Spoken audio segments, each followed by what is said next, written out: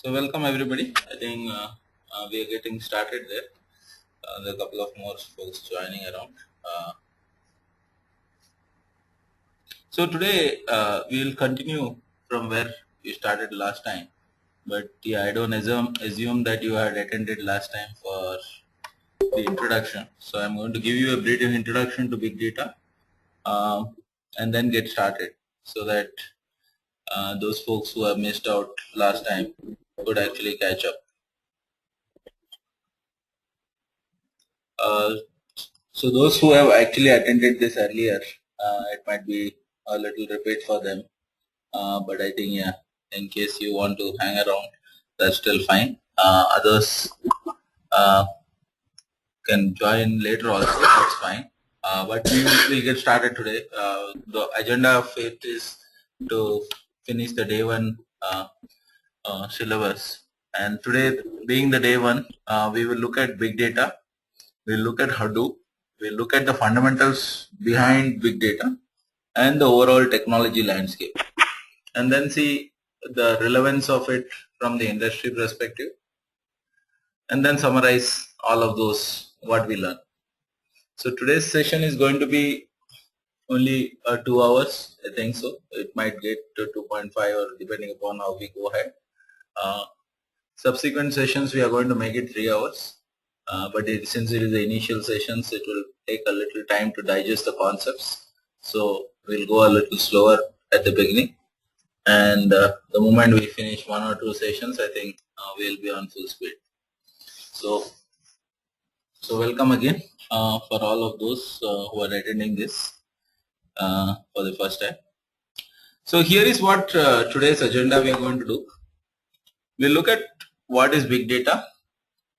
We look at the overall technologies in big data, because big data is beyond Hadoop. So we look at all the technologies which are there in Hadoop, beyond Hadoop. Then we look at some of the traditional business intelligence problem and where Hadoop differs from there, some of which we would have covered last time. We look at the key characteristics of big data. Then we look at what is that a hype, what are the things which happens around. So we'll quickly go through this. This we have done it earlier, but we'll just quickly go through this for the folks who have not been there. And today's main agenda is going to be here. So we'll introduce to Hadoop. What is Hadoop? What is MapReduce? Terminologies, the current trends, what is the potential opportunities, and how long in the future where this technology is going to last. So those are certain things we look at. So let's get started. Today I'll try to keep it minimum of slides. This is how it's going to be every time. So not too many slides to begin with. Okay. So let's get started.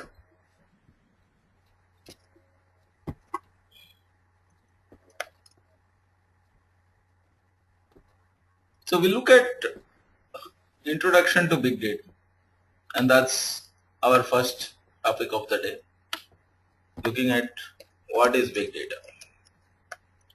And last time we did a small introduction to what is big data. So let me take that a little further. So we see that in traditionally there are different types of applications which we have worked with. Some of the applications which we worked with were, let's say, enterprise applications. And enterprises applications actually are like the SAP, Oracle, and big middleware applications, the ERP applications, the CRM applications, and so on. So these applications were existing and they actually generated data. So some of these applications are not really packaged applications. They were also traditional homegrown applications which were there. So we had traditional applications, and these are where the .NET, Java kind of applications comes into play. So all these data, all these applications basically create data. So because data is the core of the any of the business. So they create data, and this data is stored in a traditional systems like an RDBMS. There are two ways where we stored the files earlier. We stored it in RDBMS or we stored it in files. Okay. So we stored it in RDBMS and we stored it in files. So this is where most of our data resides today in the enterprise. So similarly, if you look at from a traditional systems also, same story. They create data and they are also stored in RDBMS and files. Okay. Now this is where the next generation of applications started evolving, where people wanted to start building reports. They wanted to understand this data and make some decisions. So they built reports. So initially we scrambled for these reports. Then came reports engine. So reports started coming out from the reporting engine. So we got the likes of Tableau. We got the likes of Cognos, MicroStrategy and so on. So this reporting engine came into existence. Now when reporting engines came into existence, the challenge said that these reporting engines needs heavy duty data. So they needed data from all the places. So we built enterprise data warehouse. So this is how the journey started. So we built enterprise data warehouse, and the functionality of enterprise data warehouse was to make sure that it assemble all this data to a one place. So we bring the data to one place, and that was our intent. And from this we exported to using the reporting engine, created the reports. So this is a traditional life cycle of a data in an enterprise. So data gets generated in the transaction systems. It gets moved to the data warehouse environment, then to a data mart. Sometimes even from the data warehouse directly you take it and go to the reports. So this has been our traditional life cycle of data. Any questions till here? Understanding where enterprises has been till today. Any questions?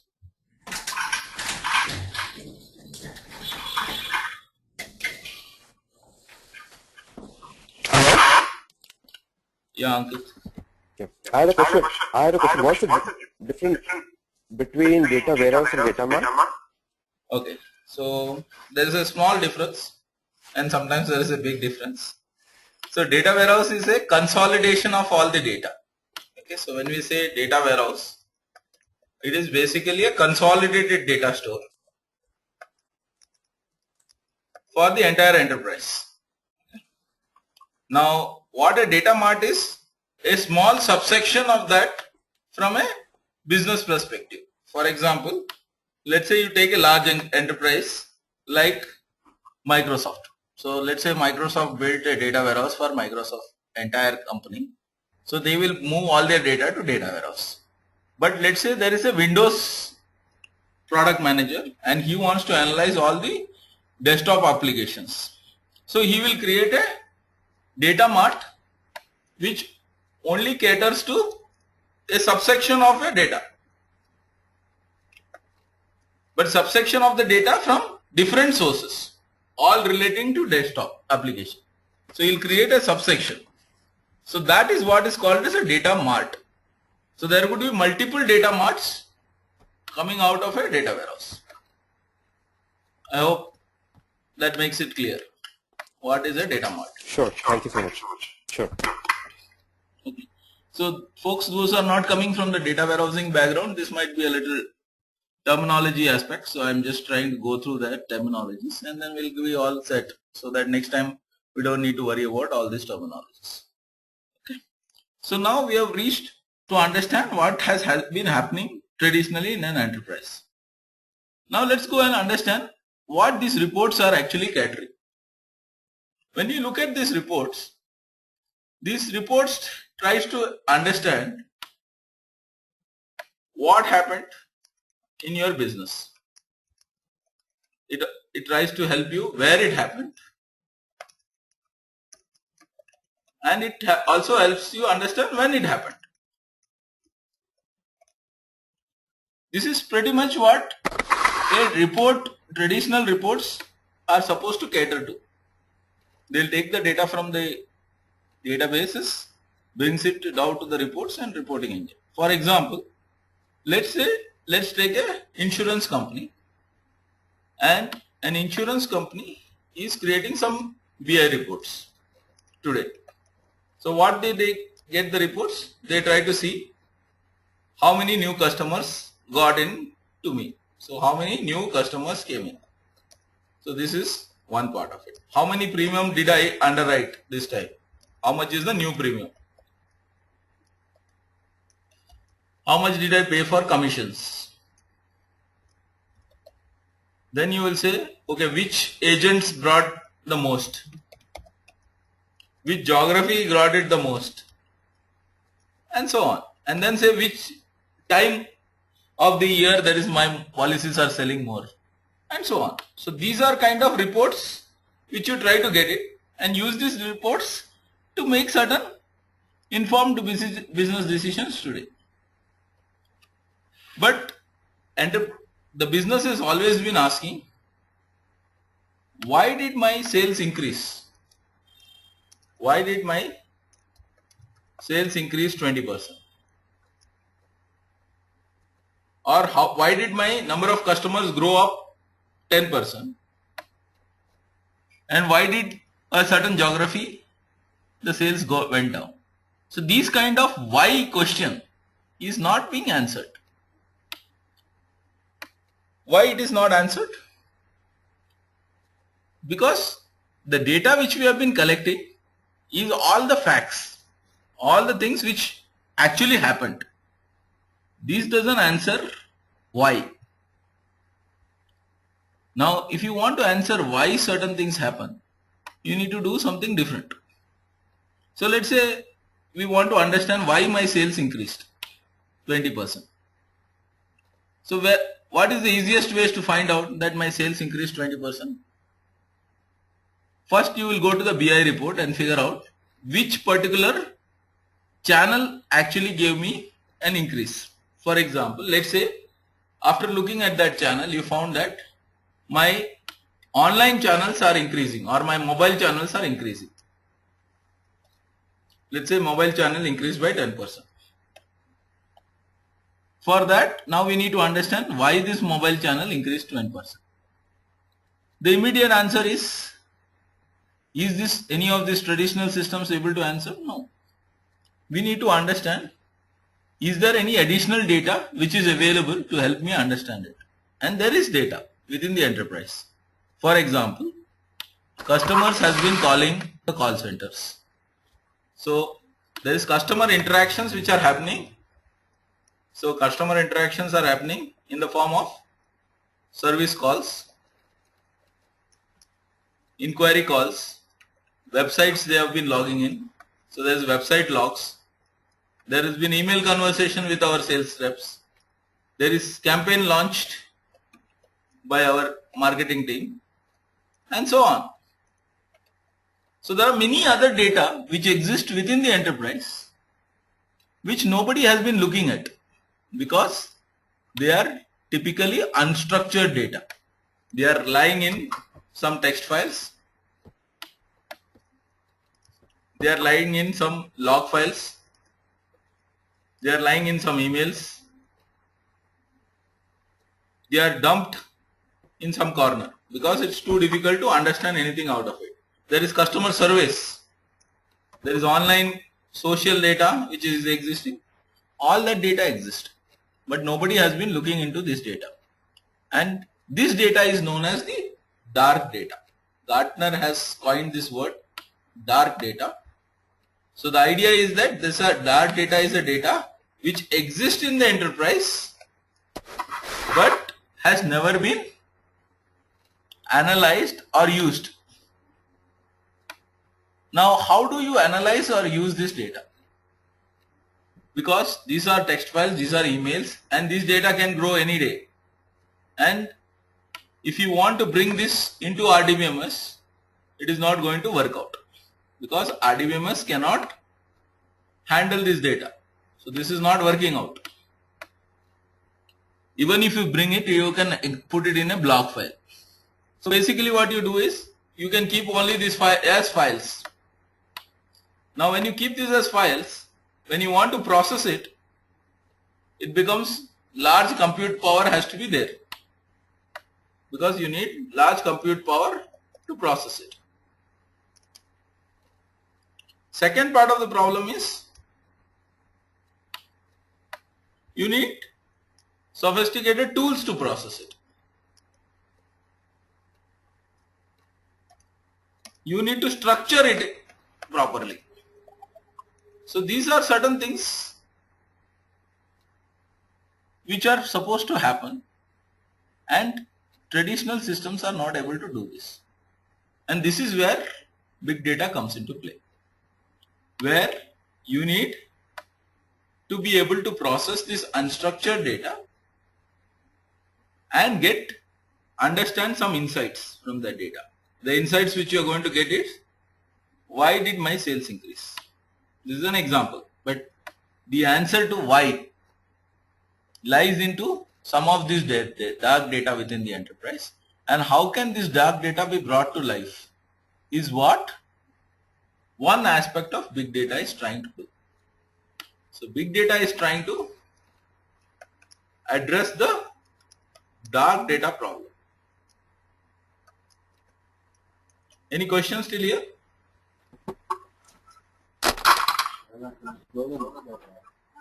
Any questions? Okay, so no questions.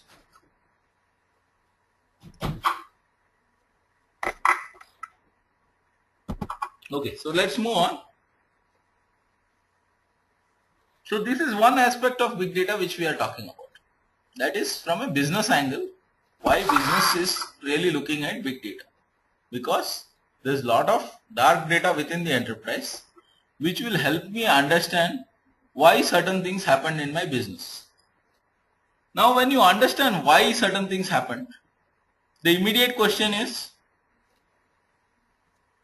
what will happen? So can I predict what will happen?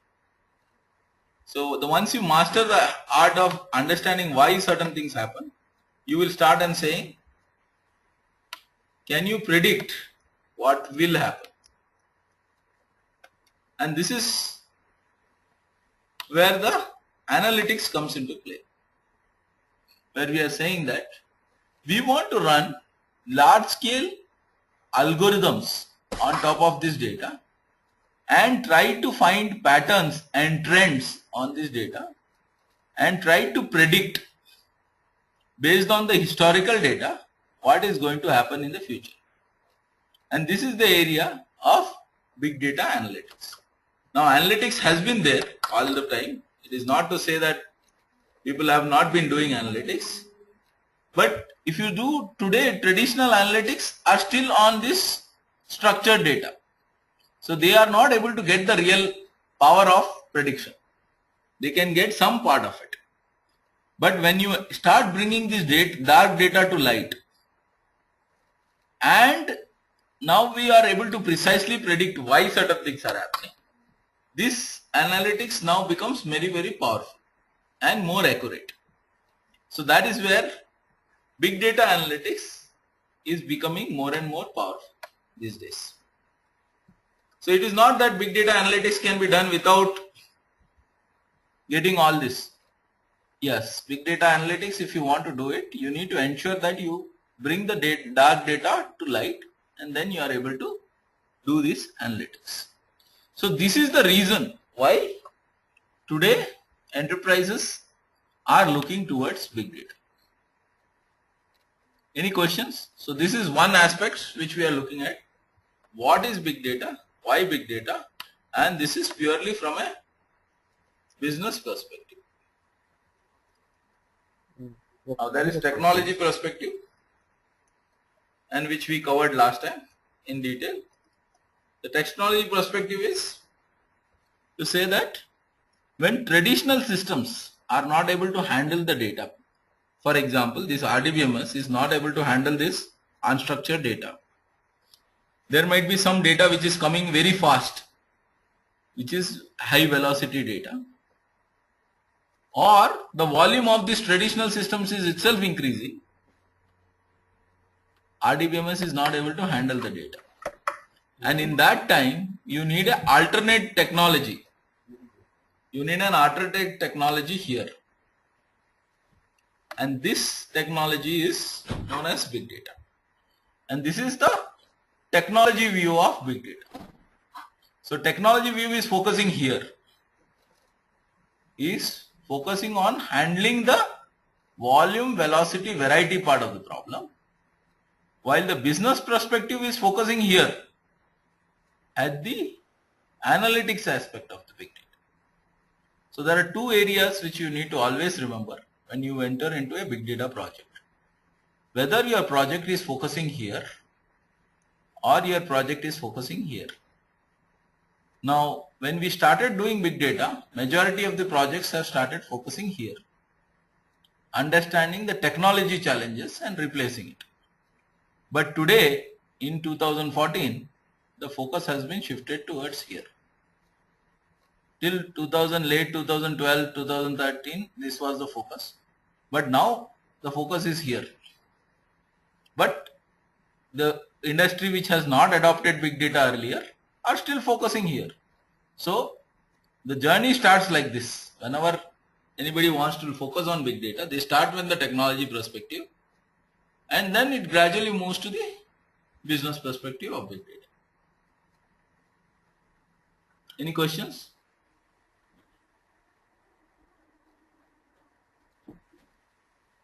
Does this make sense? Is it clear? Not clear?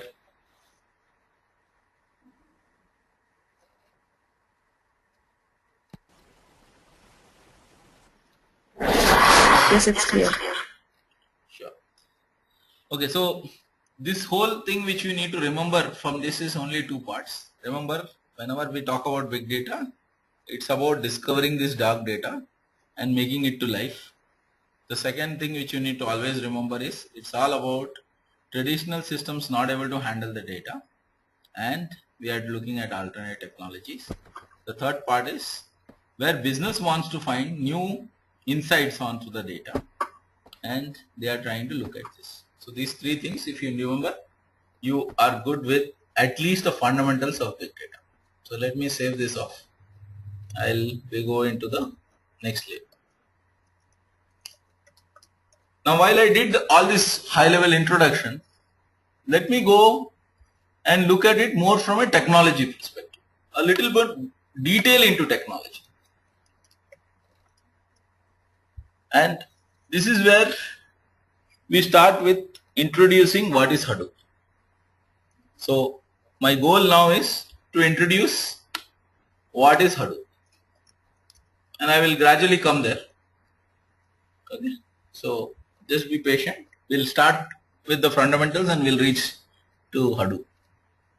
So let's take a typical application, a web application.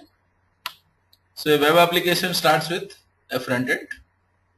And the front end might be a desktop application or a web browser based application or a mobile based. Today it has moved to mobile as well. So you have, these are the three rendering options today we predominantly look at.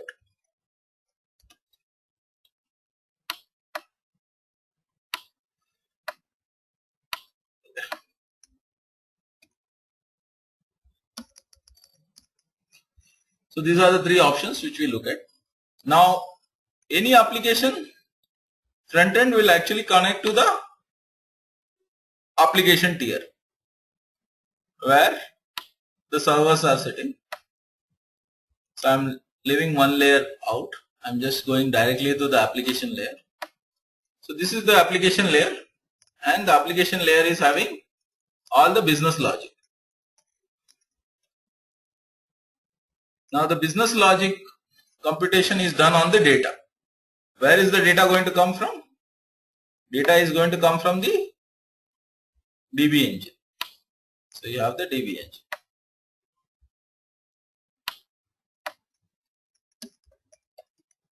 Now DB engine is basically running all the queries on the data. So all the query plan and the query is basically execution is happening here.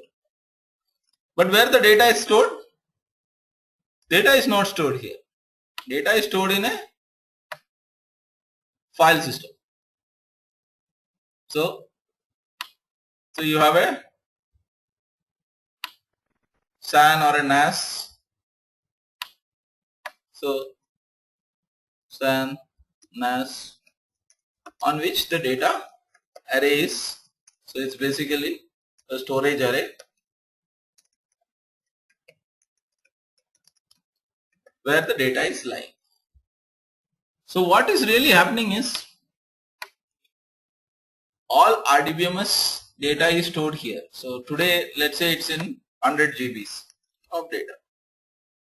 The query execution usually go around, let's say 30 to 40 GB of data. So 30 to 40 GB has to come here. The result may be around 1 GB or maybe less than that, maybe 100 KB or something. Let's say we'll talk about 100 MB data, which goes to the business logic, and here maybe it makes it into 100 KB, and that gets into the front end. Usually it is this kind of a ratio which goes in. So large volume, process it, push down as much as possible, and do it. So what is happening is you are seeing that there is a large amount of data which is moving from here to here. A less number of more data moving from here to here, and a further less number of data moving from here to here. But data is moving. Now this is traditional applications.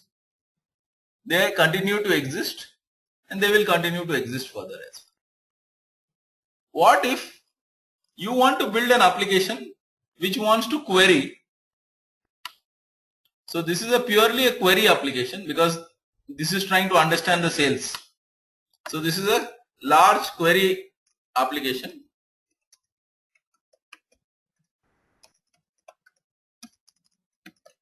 Where you are trying to dice and dice certain data. So the same problem exists. You will write an application that will run it on a database engine, pull the data and come through. Now imagine as data volume grows, this grows to, let's say, 100 terabytes. So this goes to 100 terabytes. Now the query engine is trying to pull this data. First of all, there is a large latency here.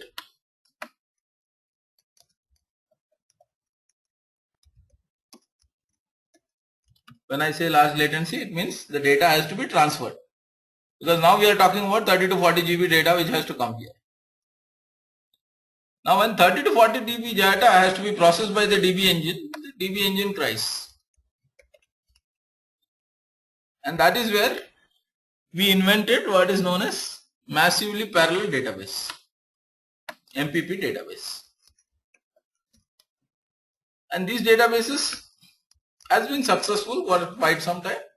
These are Teradata's, Netezza, etc. So these MPP database are able to handle this data. Nothing big deal. So they are able to handle this 30 to 40 TB of data. And they are able to process it and they are getting. The only problem with this is cost. So cost is going up very much. As this volume increases, the cost is increasing exponentially here. One big problem.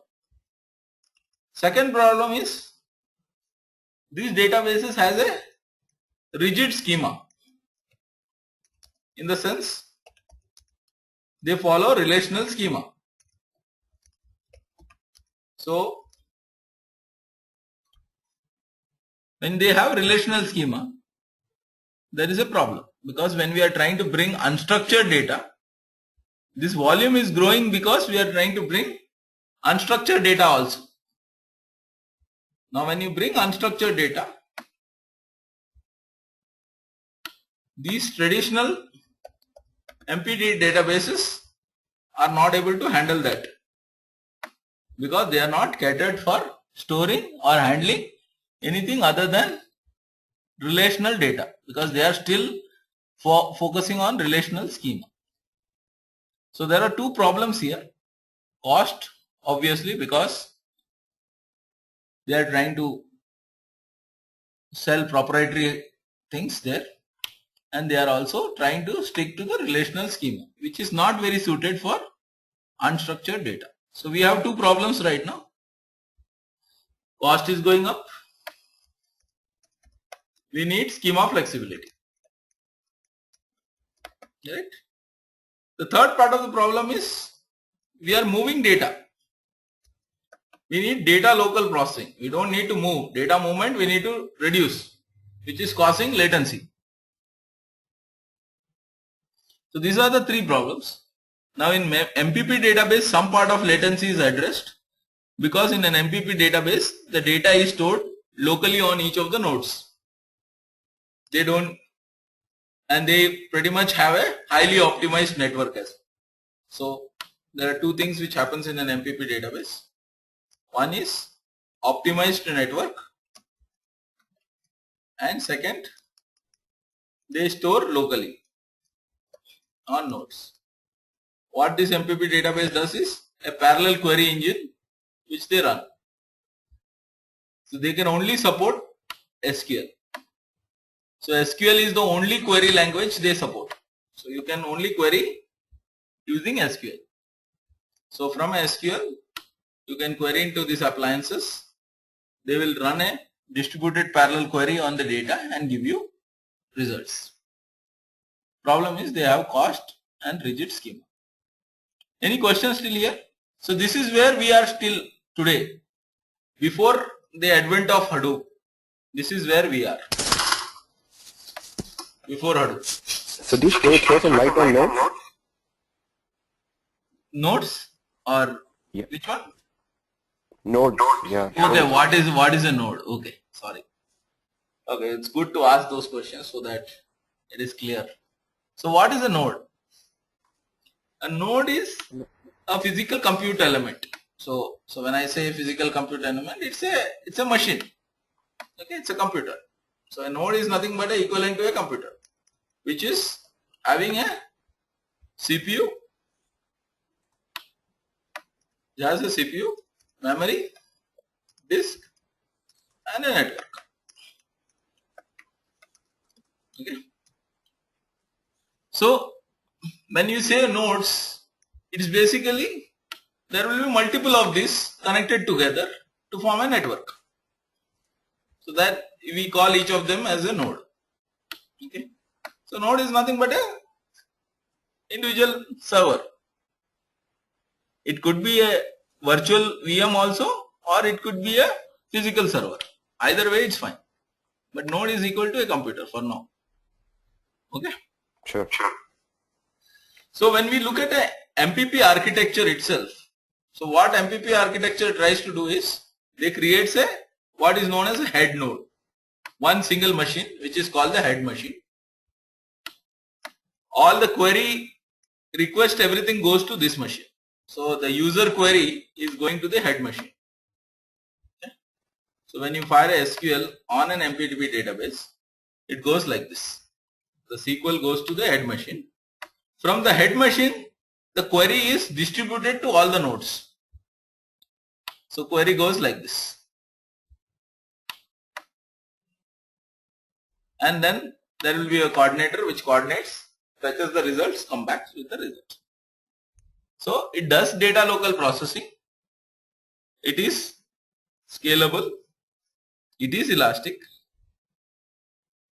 It is elastic with a very limited sense. In the sense, when I say elastic, in the sense, if you want to add another node, you need to go to Teradata and get the appliance. You have to go to Teradata and get the appliance. You cannot add your own appliance. When you go to them, they will charge a good amount. Okay, so this is how it works. The elasticity is there, but it is limited because you need to only use their appliance. Second thing is, usually these are homogeneous. In the sense, the configuration should be almost the same. So they give specialized hardware, and all this hardware configuration should be almost the same. So this is two big challenges again with scalability of these MPP databases. It does work. Nobody is saying that these are not going to work. But as the volume increases, the cost per terabyte, this is the measure of big data. Basically, we usually measure using this, increases. The cost per terabyte increases. Now, why are we storing all this data? We are storing this data to derive insights from the data. Now, if the value of that insight which we generated far exceeds the cost of storing and generating it, then it makes sense. If the value of insight is less than the cost of processing and storing, it is not worth it, correct? So that is the reason the value of the insight is becoming lesser. Why? Because the cost of processing and storing is increasing. And this is the precise reason why historically we didn't store or use the dark data. We didn't use the dark data because this equation is very, very important. If the value of the insight is not more than the cost of processing and storing, then it's not really useful to really do that processing. So for example, I take all your contracts. I did a lot of processing, lot of massaging, created a big Teradata system and created a report. Now the value of that report is not really useful to substantiate the cost of storing and processing and all of those. Nobody is going to fund this. So that is the reason the data has been kept as is and the dark data exists there. So cost is a one important factor. Even though not very explicit, it's a very important factor. And in the whole economics of big data, this equation makes a very important sense. So what we are trying to do is, we want to bring the dark data to life, but keep the cost per terabyte less. Okay. So this is the another fundamental which you need to remember from big data. That is, try to keep the cost per terabyte less. If you keep this less, then only the value is there. Otherwise, there is no value in whatever you do. Make sense? Okay. So now we have understood how traditionally it has been working, how our MPP databases are been there for years. And this is where we jump into the next place, which is what is Hadoop.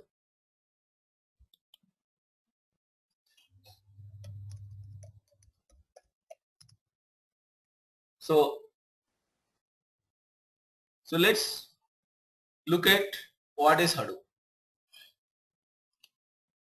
What we are saying is we have large amount of data. We have large volume of data. For now, let's only focus on volume. Large volume of data. Now, I want a system where I can store this data So for example, I want to store this petabyte of data. I have 1 petabyte of data and I want to store this. Now traditionally, if I have to store this, what I will have to do it? I will have to build a massive system. So first I will spend time in building the infrastructure. Okay. It is not enough that I build the infrastructure. I need to model this data because my infrastructure only supports relational data.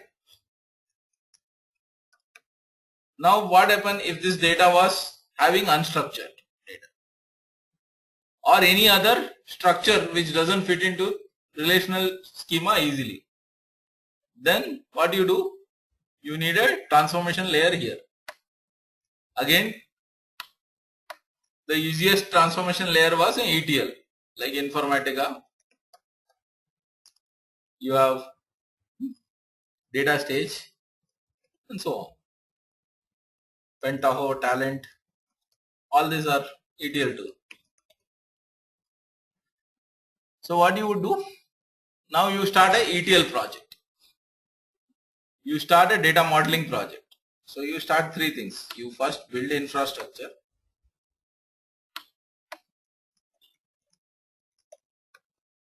This is one project. You start another project which is the data architecture project. You build schema, understanding the data and all. You start an ETL project. So build a ETL. Then you also build a data warehouse. Correct? LDB and so on. Then you hire a database engineer, and this project typically runs from, let's say, if you look at this life cycle to finally to go live, this usually takes around easily from 8 to 12 months, and that's the easiest. If the volume is petabyte, you would really struggle from here into 1 in 12 months. Now, by the time you model this data, you got this relations, you came to the reports, the business has changed. 1 year things go from this side to that side. Again, there is a new bunch of data sources which you need to integrate because the company undergone to some mergers and acquisition. So now you have fresh set of data. Again, new set of projects, new set of things before you really get into this. This cycle is what is today's data warehousing life cycle. Data warehouses and business intelligence life cycle today is like this. And this is one reason where business is frustrated, that I am not able to see any agility in this whole process. I need this to happen faster. I just cannot waste all these things. So what is the biggest thing which you need? I need flexibility in the storage. I don't need all this 1 petabyte data at the report level. I don't even know whether I really need it. I need a flexible place where I can dump this data. So the new paradigm is like this. You take this volume of data. So you take this volume of data. You dump this data into some location. Okay. And for this location, let's say this is called the dumping yard.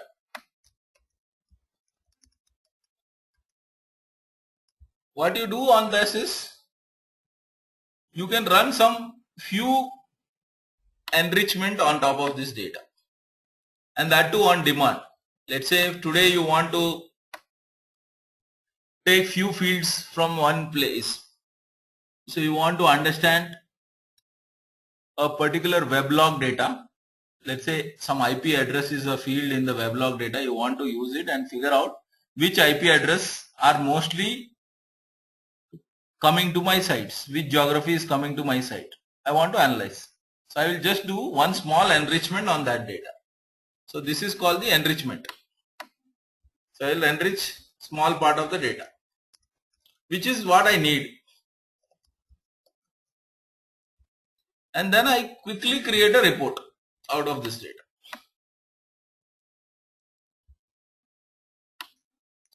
Now if I like this report and I say that okay, this report looks to be good, I want this every day, every night, every hour, I can then go ahead and build this, correct? Then I can say okay, from here to here I am going to build a process. So this is what is known as explore and productionize. So going forward, people want to go in this life cycle. Explore the data, validate the results, and then productionize. This is a whole new paradigm. And this typically the life cycle is around 2 months or 3 months max. You pretty much get here in 3 months. So the data comes in 2 months, you are here, you are able to, in fact, the exploration is instantaneous. You don't even need to wait for 2-3 months. I am talking about this productionization, which is 3 months. So you get the data, you dump it, you run some queries on this data immediately, enrich, get the report, see the output. After that, you decide to productionize it. So this is one big difference which is happening today from data warehouse lifecycle to a big data exploration lifecycle. Not everybody is following this right now, but this is one of the biggest advantage as enterprise will go into the next layer. So this is one more reason where big data is becoming more and more popular. Now why did I do all this? I wanted to explain you the concept that you don't need a rigid schema. You need a flexible schema. You need basically an on-demand schema on the data. And that's where Hadoop is going to help you. Now how Hadoop is going to help, we will see that. But this is where one of the important aspect of big data lies. That is on-demand schema. We call this as schema on read. This is the fundamental number one. Schema on read versus schema on write. In this case, when you write the data to the model, you have to define the schema. And the schema is already there and validated. Schema is validated when data is written. That means schema on write. Here there is no check. You just dump the data. Whenever we want to run a report, we apply the schema on the fly, and at the time when the query is running, the schema is validated to check whether the schema is right or not. So that means schema on read is applied. Now this becomes a very important concept because this saves a lot of time for enterprise. Rather than modeling the data upfront, keeping all the model data and all of those, we go into what is known as schema on read.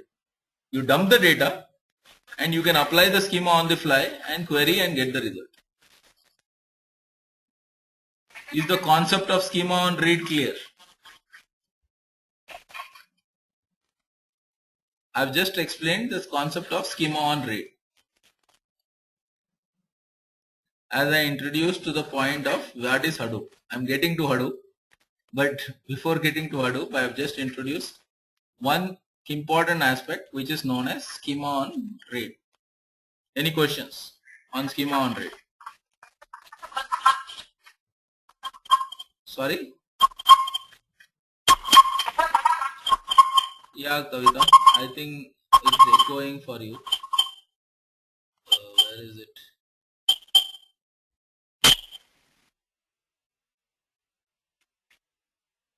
Can you type your question? Or just remove your speaker, that would be the best. If you come on a microphone, or the other option is usually it is better to dial in into the from US. Go ahead with the question, or you can type it. Sorry.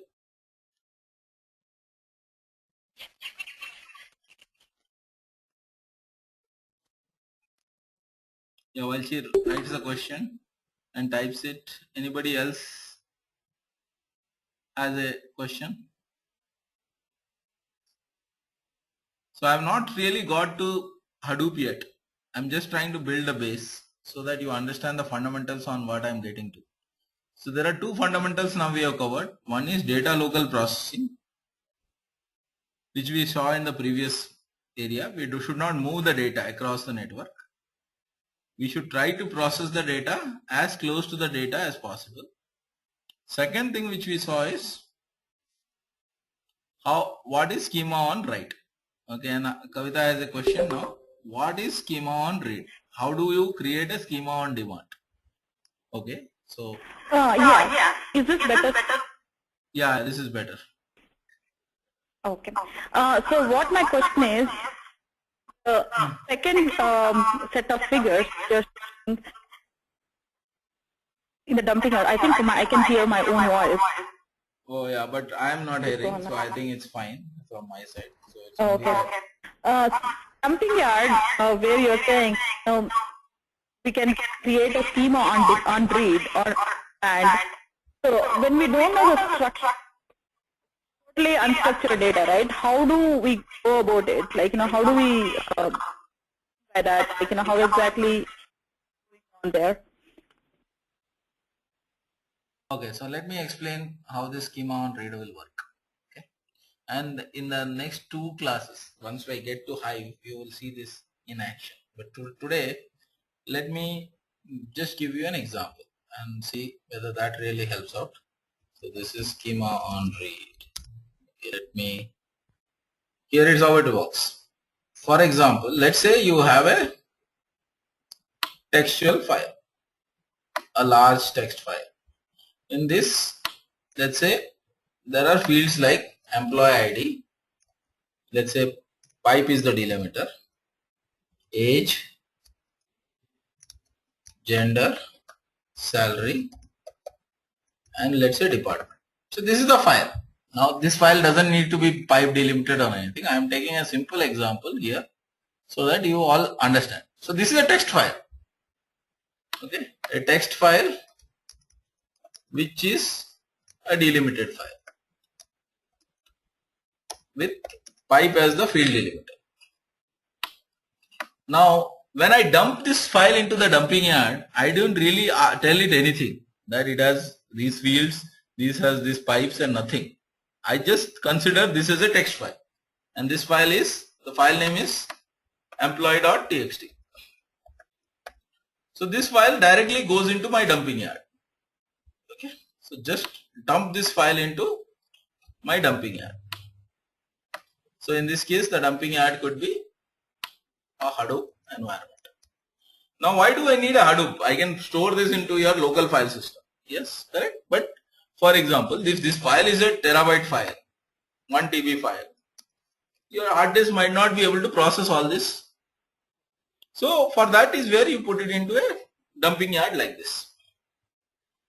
Now this dumping yard has many other capabilities. Right now we are just dumping it. So now I want to find out on this file, get me sum of salary for a department where age is greater than 25. Say that this is the output I want, and maybe I can say get me only for male also. That also I can do. Now this is the query which I want to analyze, or This is a simple analysis which I am running. Now I want to ask this query to this particular file.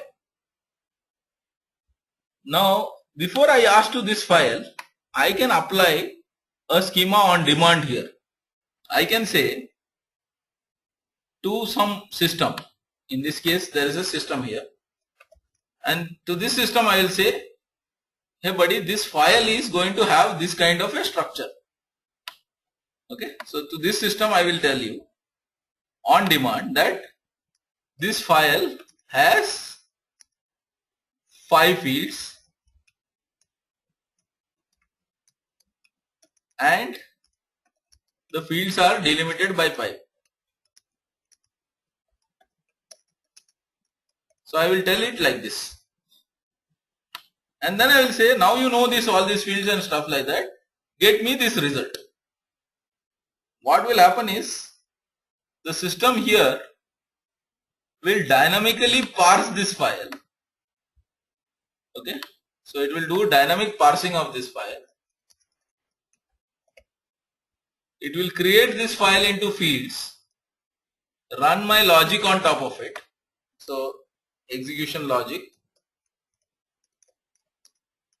and it will give me the result. So this is what is known as schema on read. On the other hand, if I were to do it in our traditional way, when the file is loaded itself, I will have to tell, okay. What you are explaining there, the system is typically done by the SQL loader in a mouse. No, this is not a SQL loader. This is a Hadoop system. For now, I called it as a system. For now, let's assume this is Hive. So there's a Hive is one of the ecosystem component, okay, which is there in Hadoop, where you can define this on demand, okay, and it will automatically create this code for you on the fly. It will parse the file, get the thing, and return you the result. Okay. So this is not an RDBMS. This is just a raw file system. I am able to query a raw file directly. This is raw file. No structure change, nothing. This pipe file is just stored as is. And when I asked it to run this query, the system automatically parsed it, executed it, and gave me the result. Now the fundamental difference with RDBMS is, in an RDBMS system, if I have to do this, first I have to define the schema in RDBMS. Correct? I need to define an employee table in RDBMS. Then I have to physically transform this data into this table. Now there could be many ways to transform this data, but when the data is stored here, it is stored in rows and column format which DBMS understand. So the data is converted here already. Data is validated and converted to RDBMS format. So there are two problems which you have already gone through. You have already created the schema when the data has to be even brought in. You also converted the data to the right format. And after that only you can do this query. Now you can query on this RDBMS. I hope you see the difference. Here all this transformation, parsing, everything is happening at the load time. Okay, here is what is happening. Everything is happening here. The transformation, parsing and converting into the required structure and validating each of the fields. In this particular example, it is not happening that time. The file is just dumped, and when I want to analyze, I can. So for example, if I didn't need the salary, I wanted only, let's say, the gender, it would not even go to the salary field. It will only parse the fields which I need. And even if the salary field would have had junk in it, it will not have mattered for me. In this case, if the salary field is junk, this initial load only will not work. The file will fail. In this case, the file will go in. The salary is junk. Only when I query salary, it will get impacted. It will not get impacted otherwise. I hope this is clear. Yes, yes, sir. That's clear. The only let's say, like, there are. So how does that kind of in that situation? Let's say there is like you.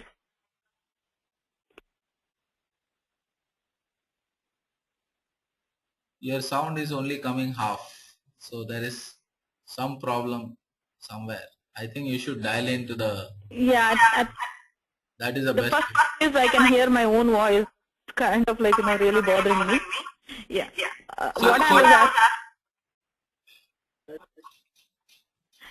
was asking is, let's say if there is the data quality issues are there. There is anomaly in the data, and then, like you said, there is a junk salary data there.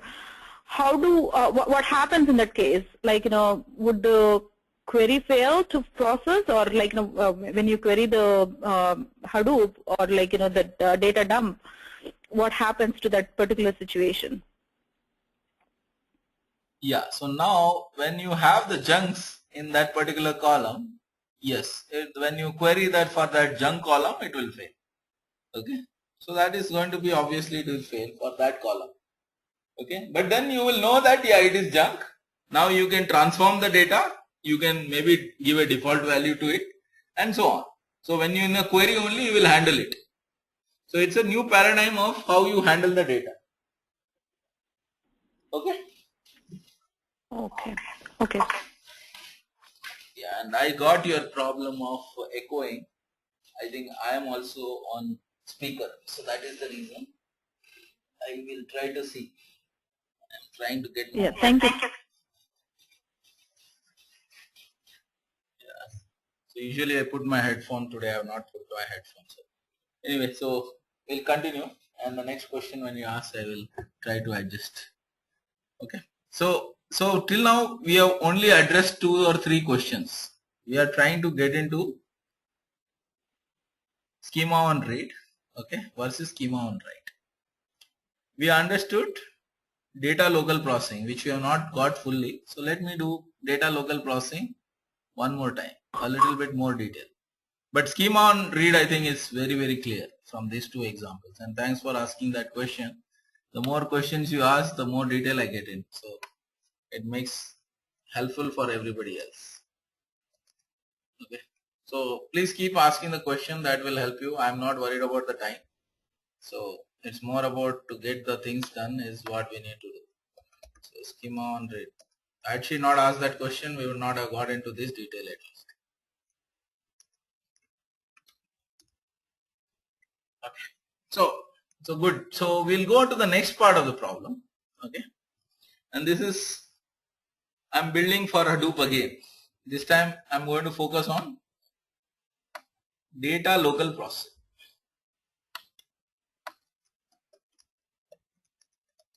So this is my focus area. Okay. So what is data local processing? So let's take our big file only. So our terabyte file of employee. Same example, 1 TB of file with 5 fields for employee.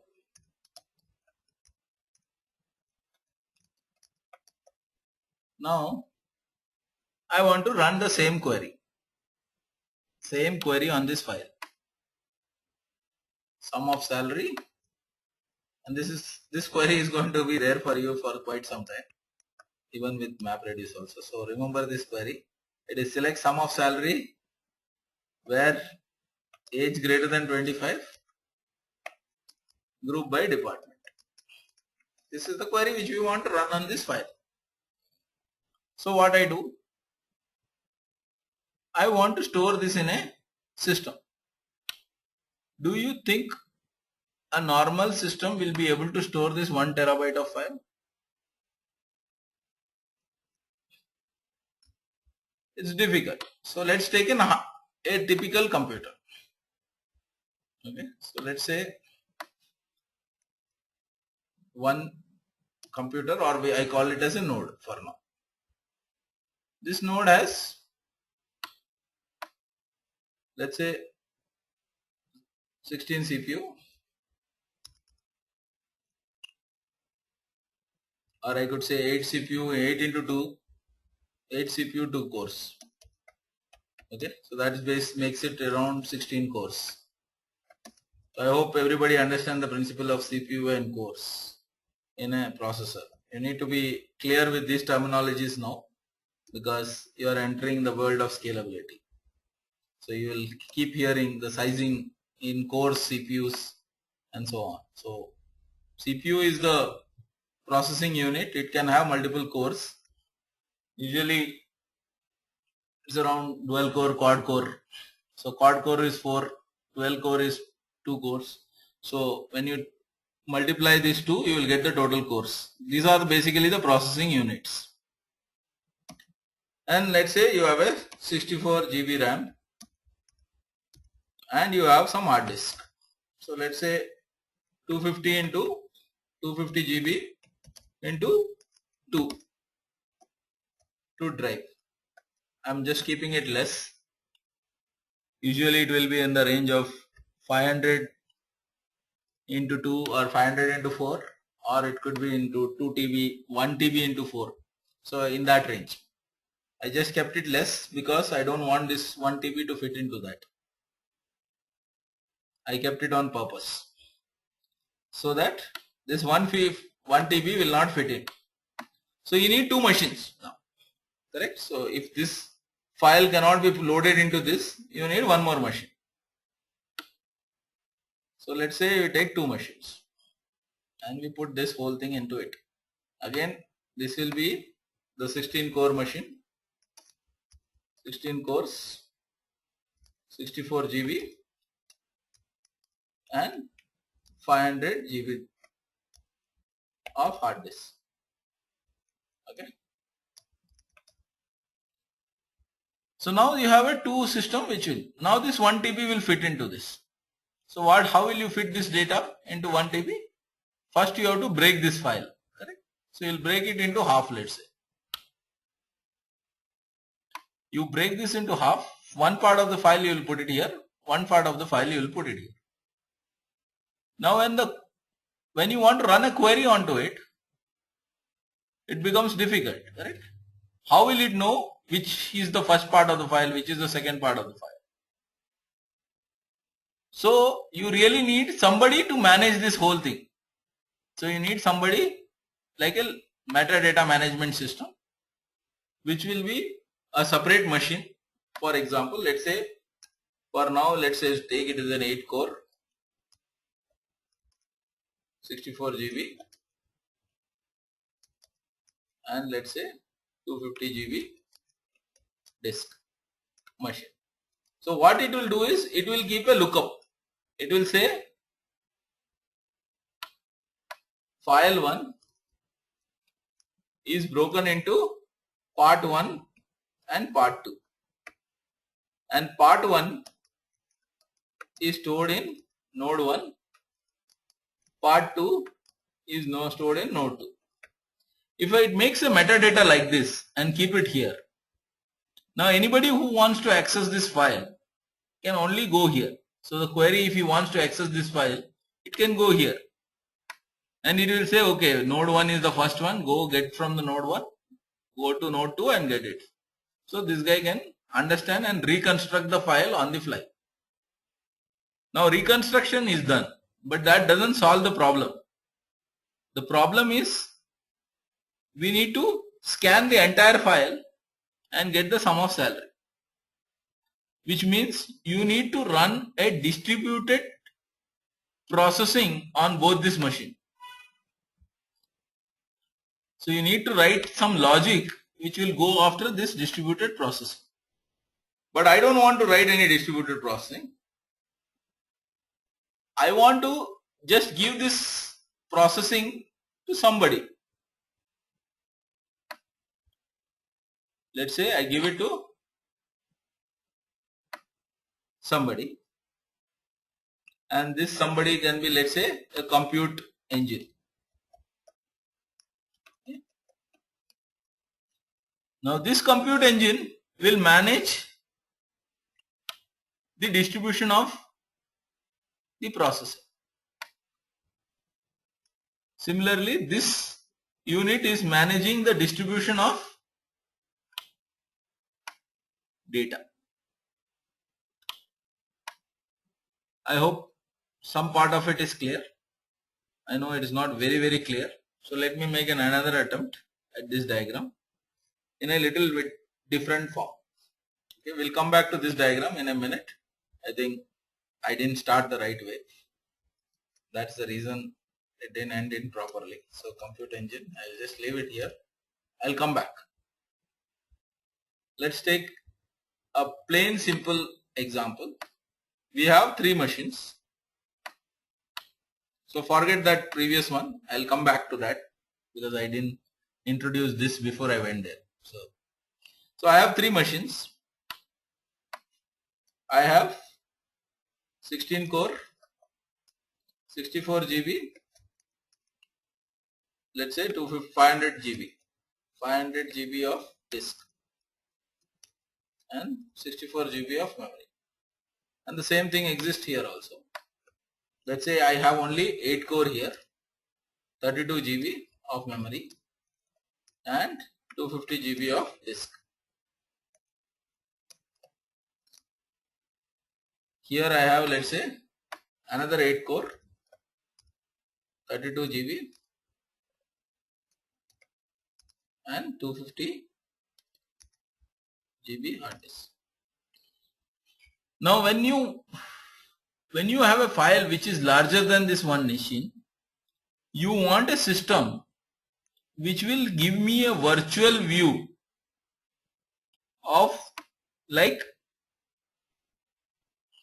I have as if I have the whole disk at my disposal. So that is 1 TB, which is the addition of 500 plus 250 plus 250. I want somebody to give me a file system of this size automatically. And this file system is known as the distributed file system. So when I want to process distributed, I should be able to get a virtual view like this. For example, now if I add my one more machine to this network, I should, let's say, 8 GB, 8 core, 32 GB and 250 GB disk. If I add it, my system should automatically become 1.25 TB. So if this is possible only if I build a virtual view on top of this file system, and this is what is known as a distributed file system, because this is individual file systems. When I merge all this file system and give a virtual view, that is known as a distributed file system. Any doubt about distributed file system? Any questions on what is a distributed file system? Similarly, I need a distributed compute engine. For example, this 16 cores, 8 core, 8 core and 8 core. So that's around 32 plus 8, 40. 40 core machine. I should have a supercomputer right now. A 40 core machine with 128 plus 32 GB of RAM. So it's around 160 GB of RAM. So a massive machine is what we want. We want to have a feeling that I have a single machine of 40 core, 160 GB, 1.5, 1.25 terabyte disk. So this is a distributed compute engine. So what a distributed system tries to do is, it tries to virtualize or aggregate all the distributed cores and gives you a single view, so that you can operate on this machine directly without worrying about going to each machine. And this is what Hadoop is providing. Why Hadoop is so popular is because of this. And this is precisely what is Hadoop. So what Hadoop is trying to commoditize distributed computing.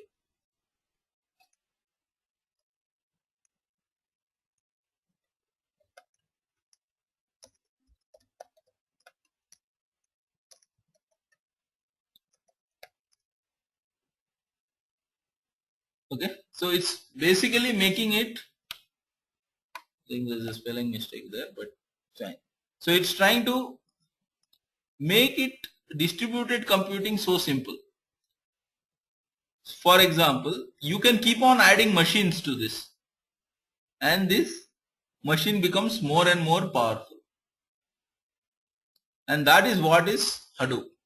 So Hadoop is a distributed system which enables a distributed compute engine and a distributed file system. Now the distributed file system is known as Hadoop file system, which is HDFS, and a distributed compute engine, which is initial version, it is known as MapReduce, because that's a specific framework which we are using for processing. But beyond that, we will see that in the Yarn, in the new version, it actually has become a truly distributed compute engine.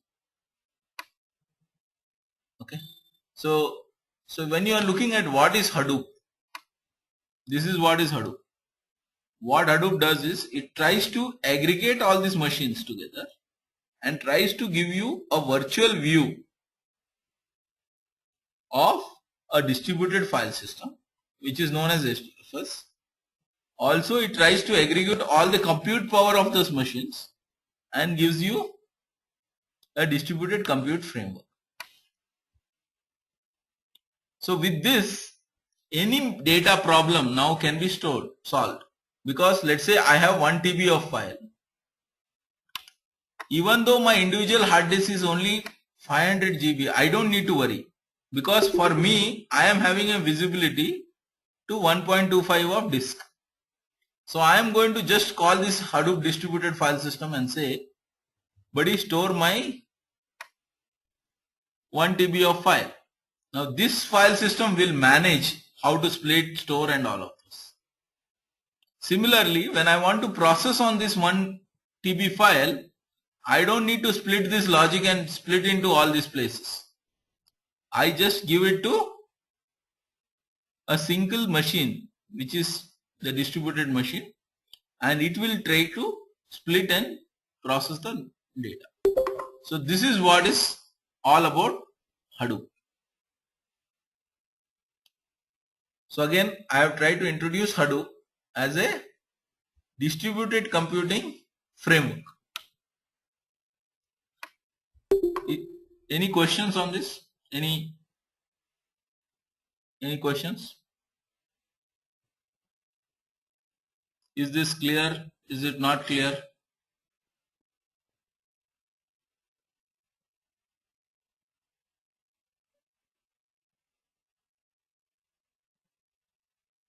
Okay, so there are little questions there. Okay.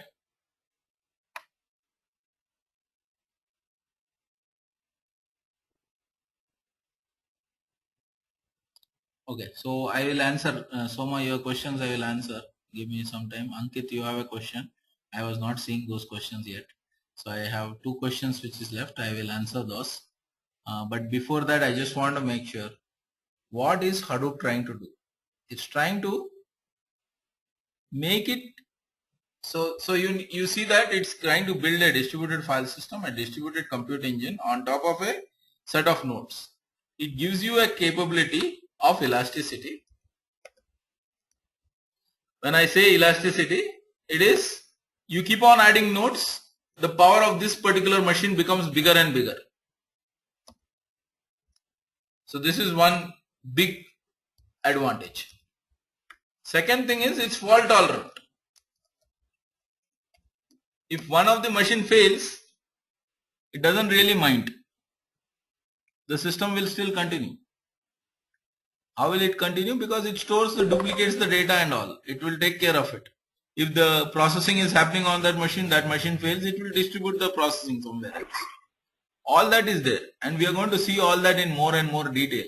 But right now I am just trying to reflect the characteristics of this monster machine. The characteristic of this monster machine is it is elastic, it is fault tolerant, it is reliable. So once you put a file into it, you don't have to worry. It is reliable, it is safe. It will ensure that it is safe. It is reliable. Okay. It is elastic. Yeah, go ahead. This is Kavita again. Sorry, I missed a little bit of the conversation because my phone got disconnected. Okay. I heard all the way until where you're showing about the distributed computing engine and as well as the file system. But Okay. after that, I did not get those two empty boxes there. Okay, so these two empty boxes. Okay, fine, sorry. So what I said is taking these machines together. Okay, so we created a virtual view which is a distributed file system and a virtual view of a distributed compute engine. So basically you are trying to harness the power of all the compute as a single machine. Similarly, you are trying to get all the disk as a power of a single disk. Now you have this 1 terabyte file which you want to store it. So 1 terabyte file which you want to store it. Your hard disk size is 250 GB and all. You don't have to worry about it. You can just dump into this distributed file system because distributed file system is 1.25 terabyte. So it will take care of storing your 1 TB file automatically. You don't have to worry. It will manage the splitting of the file, distributing of the file, giving the file back and all of those it will do. So the distributed file system will take care of it. Okay. Similarly, on this file you want to run that our employee query, the SQL. You don't have to do all this management of the distributed engine and what process will happen here, what will happen here, all that fault tolerance, failure, all that you don't have to worry. You just write your stuff, logic and give it to this engine, which is a very distributed compute engine which has around 40 cores and 160 GB. It will manage how to split the data, how to split the processing, run it and give it. And all details of how it does it, we are going to cover in the next 2 sessions. How a compute engine works, how a distributed file system works internally. So we are going to see that. But for today, just assume that as you add more and more machine, the power of this logical machine improves. And that's where we say it is elastic. If one of the machine goes down, still the power is fine. Okay. It is fault tolerant because it will not lose anything. It is reliable. Once you store a file, it is reliable. It will take care of replication and all of this. So this is what are some of the characteristics of Hadoop. Okay. So what is Hadoop? It's trying to give you 2 things, a distributed file system and a distributed compute engine. Any questions? So what I try to introduce is what is Hadoop. Now I have still not introduced many concepts in it, but I still made just a rush onto it to give you this principle, so that you understand what are we talking about this dumping ground. This dumping ground is this now. Now take this back to your original problem. So let's go back to the original problem now. So this is Hadoop. So let's go back to our schema and read this problem. Okay, so when we are talking about this dumping ground, we are dumping this file in and this compute engine is going to actually do this process. Okay, We go further down. I think there was compute engine. So this is where we were talking about how a distributed file processing is going to happen. A file is distributed in all the nodes. When you fire a query, the compute engine comes into play and it will distribute the process. And this is our distributed file system management system. So logically you can say that this is our distributed file system, which is trying to, on this distributed file system you are trying to store the file. On this compute engine you are running all your logic. So Hadoop gives you only two parts, a compute engine and a file system. Okay. So when somebody asks you what is Hadoop, the answer is Hadoop has two parts. It has a distributed file system called HDFS. Okay. And it supports a distributed compute engine, and the framework which it uses is MapReduce. So Hadoop consists of two parts, MapReduce and HDFS. And MapReduce is nothing but a compute framework. Now as you go further you will realize that MapReduce has some limitation, and hence you need a generic compute framework, and that's what we are heading towards right now. Okay. So when Hadoop was originally designed, this is how it was, HDFS and MapReduce, and this is what was called Hadoop. Okay. And on top of it there are many other components which exist, which are called the Hadoop ecosystem component. For example, Hive, which is a query engine, Pig, which is a data flow engine, and so on. So these are all ecosystem components. So I'm just trying to get the terminology right. Hadoop is this, HDFS and MapReduce. Anything beyond that is called Hadoop ecosystem components. And Hadoop is HDFS and MapReduce. Clear? Again, this is more for concepts so that you understand what is Hadoop. Clear? Any questions still here?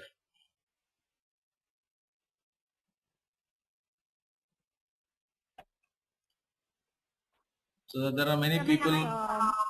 Can I call Hadoop as the application, sir? Hadoop as an application? No. Hadoop is a platform. Okay. I would call Hadoop as a platform rather than an application, because you write application on top of Hadoop. See, this logic is written on top of Hadoop. So Hadoop doesn't give you this logic. So application usually has that logic, correct? Hadoop only gives you the platform. It gives you a distributed compute engine. It gives you a distributed file system. So you should always call Hadoop as a platform, because on a platform you write your applications. Make sense? Yes, sir. So it's good to get these terminologies right, because when you start going in interviews and talk about this, make sure that you use the right terminologies, because with the terminology only you will know whether the person knows Hadoop or not. So when we talk about Hadoop ecosystem component, make sure that you are talking about Hive, Pig and other things. When you talk about Hadoop, it's HDFS and MapReduce. Clearly make it very terminology clear. Hadoop is a platform. Now let's look at data local processing. I actually started to explain data local processing, but I didn't really reach there. So sorry for that, but we will get there now. Okay. Because I think I didn't introduce the right way. One other question before you proceed. So you said Hadoop is a platform, right? But that has to be installed on somewhere, right? It has to be installed, right? Like what is the requirement there? What should be the requirement to install the Hadoop? Yeah, so what we saw is here. What we need is a node to install Hadoop. Okay. And if you look at Hadoop, Hadoop is written in Java. So you need a JVM installed on the machine. So all your requirement, the fundamental requirement for installation of Hadoop is you should have a machine. Okay, you should have a machine. Now it could be your laptop. Nobody stops you from doing that. You need to have a JVM, and if the normal version of Hadoop you use, you need a Unix machine, Linux. Okay, there is a Microsoft version, but then you have to get that clear Microsoft version separately.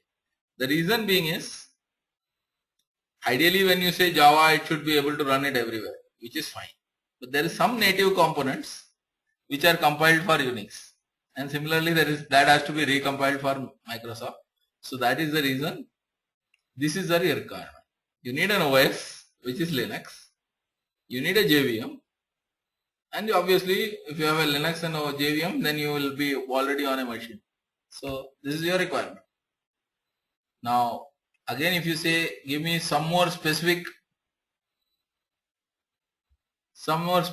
requirement, I can say that okay, give me a minimum of a 4 GB machine, or I'd say 2 GB is also good enough. 3 GB also it will work.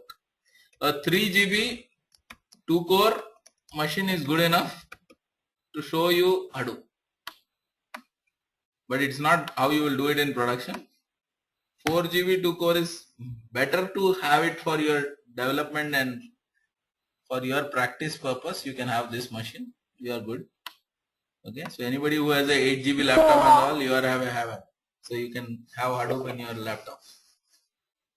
So that means when I install Hadoop, both HDFS and MapReduce will be installed, right? Yeah, it will be installed. We will do it, don't worry. In the third session, we will install. Okay, and the fourth session you will install, not me. So you will install on Hadoop. So don't worry, it is all very near. It's not too far.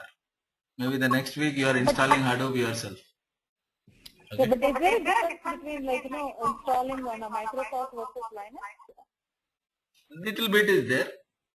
Okay, so Microsoft is simple to install. It's one click, but the troubleshooting is painful. Linux, a little bit more structured installation. Troubleshooting is simple, very simple. Okay, so I would prefer when you start learning Hadoop, please don't try on Microsoft to start with. Unless you are a great fan of Microsoft and you want to only stick to Microsoft, I'm fine with it. But if you are really not there yet on Microsoft, try to start with Linux, because that's a much better way to start with. And once you understand all the nitty-gritties of Hadoop, you can install anywhere. Whether you put it on Mac or Microsoft, it doesn't matter after that. So, what about test data? Okay, so I saw the question about test data. So you don't really need a test data to install Hadoop actually. Okay, once the platform is ready, now you want to put a file in, then you can take any of your file and put it. For example, I write a text file. Okay, I take a license file of any software and put it into Hadoop. You don't need a test data the way you think about test data. You can put any data into it. It will work. Now we will show you that also, how the Hadoop thing works. So just keep your curiosity about how this whole thing is going to work for a day or two. After that it will be all clear. Okay. So the first 2 sessions is going to be building the fundamentals. I can go to the environment right now and show you many things, but that's not going to help you anywhere. So I am trying to build the fundamentals. So first 2 sessions we are going to build the fundamentals. After that, we are going to get into the details where you will install and you will configure, you will have your environment, and then you will have access to my environment as well. Okay.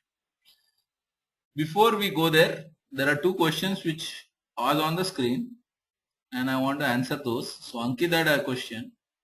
My developers are saying that it's taking a lot of time to change the schema in Hadoop. Then they are actually fooling me. So you can actually do it yourself. If they are telling you that it takes a long time to change a schema, unless they have miserably screwed it up, it should not take that much time. Okay. The only way they would have screwed up is they have written the schema in a Java program and written a MapReduce on top of it without externalizing the schema. So if they have not followed all that best practices, obviously the schema is deep rooted in the code and hence you have a trouble. But otherwise, in all my projects, if today you want me to change something, I'll change it right on the live in production without worrying about anything. And there are ways to do that. So as we go through, we'll look at that. I hope, Ankit, that helps you answer that question. And I will show you in the couple of sessions. Give me 2 more sessions. I'll show you that how easy it is to do that. Soma, you had a question about the broken files records. I will cover that in MapReduce. I will not cover now. Sorry for that, because that will be too much for the guys who are just getting into Hadoop. Okay. So your problem we will address, but we'll address on the MapReduce session. The broken file record problem. Okay.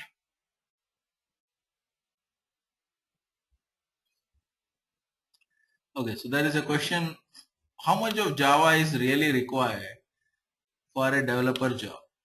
Now there are multiple types of developers. Okay.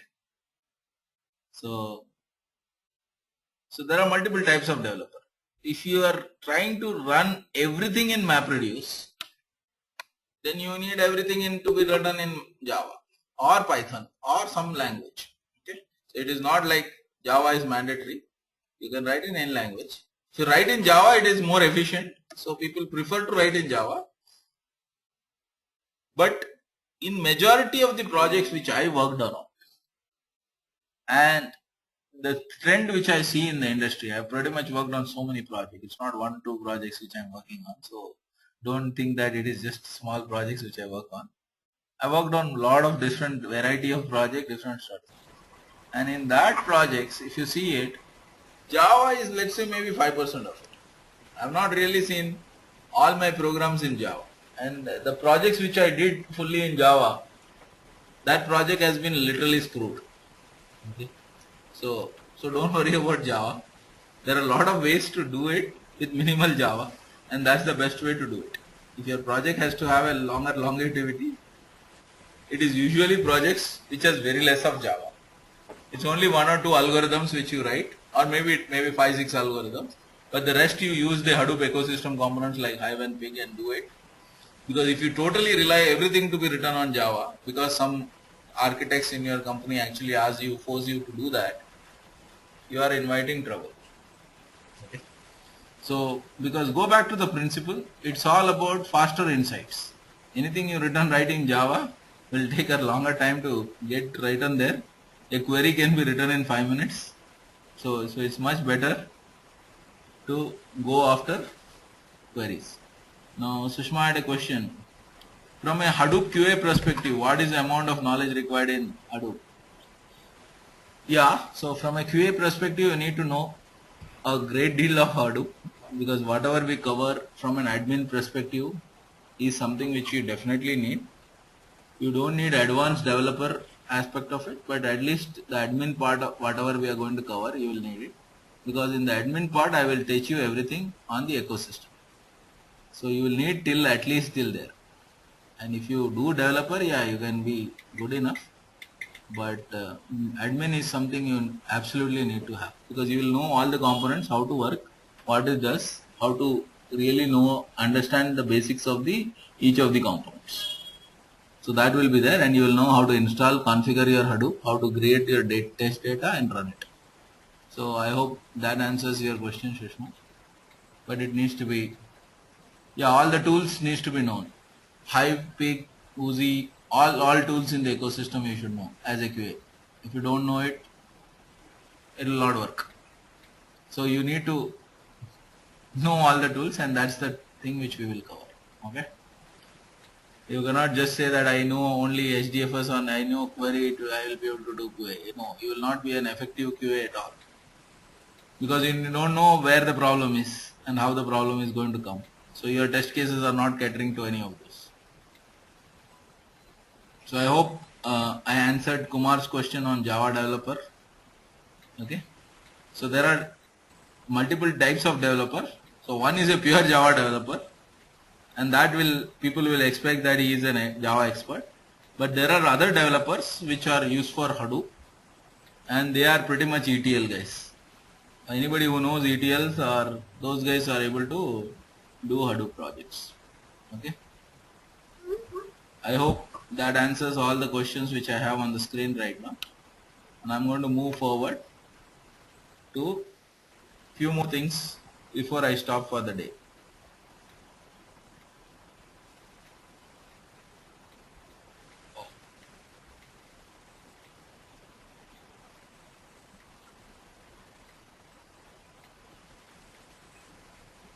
So one small problem, the problem being my screen has hung. So just give me 1 second. I'll be back in a minute.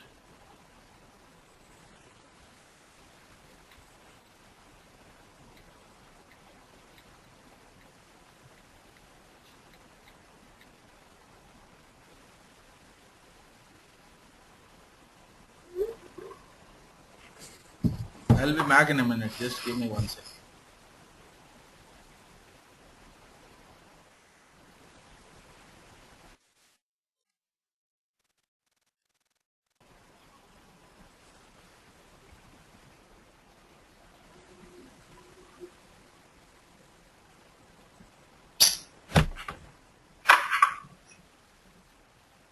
Still some problem.